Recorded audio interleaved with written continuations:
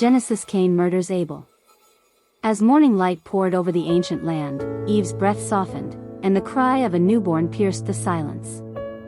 Cain was born into a world already scarred by sin. With tears in her eyes, Eve said, "I have brought forth a man with the help of the Lord." Soon after, Abel was born. They grew up under the same roof but chose different paths. Cain worked the soil, wrestling with the earth. Abel tended flocks, walking gently among his sheep. In time, both brought offerings to the Lord. Abel presented the firstborn of his flock in their fat portions, his most precious offering, bringing it with reverence and love, giving his best to God. Cain too brought produce from the ground, but it was merely part of his harvest, offered without heartfelt sincerity. God looked not only at their gifts but also at their hearts. He accepted Abel's offering because it came from devotion. He rejected Cain's because it was ritual without spirit. In that moment, Cain's heart twisted with turmoil. His face darkened, his lips tightened, and jealousy flickered in his eyes like a rising storm.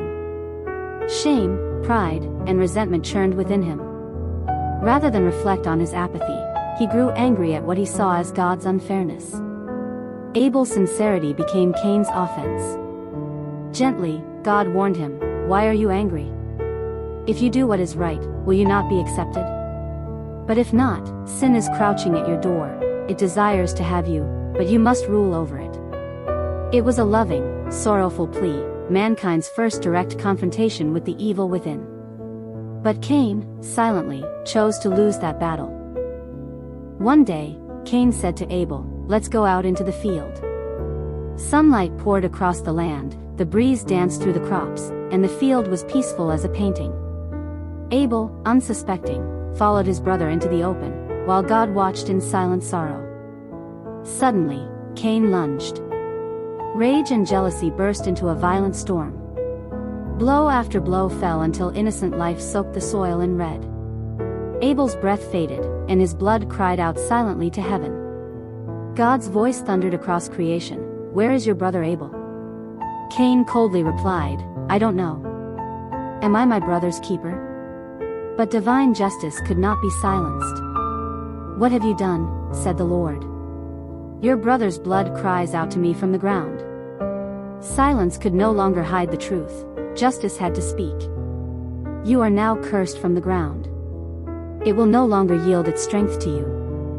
You will be a restless wanderer upon the earth." Cain cried out in fear, "This punishment is too much. You've hidden your face. I'll be killed by anyone who finds me." Yet God, in mercy, gave him a sign of protection. Whoever kills Cain will suffer vengeance sevenfold. And so, God marked Cain to keep him from being slain. At dusk, as the sky turned red, Cain turned his back on the presence of God and walked alone into the land of Nod, east of Eden. His footsteps were heavy, burdened with guilt and fear. He was the first murderer, and the first soul exiled by his own conscience.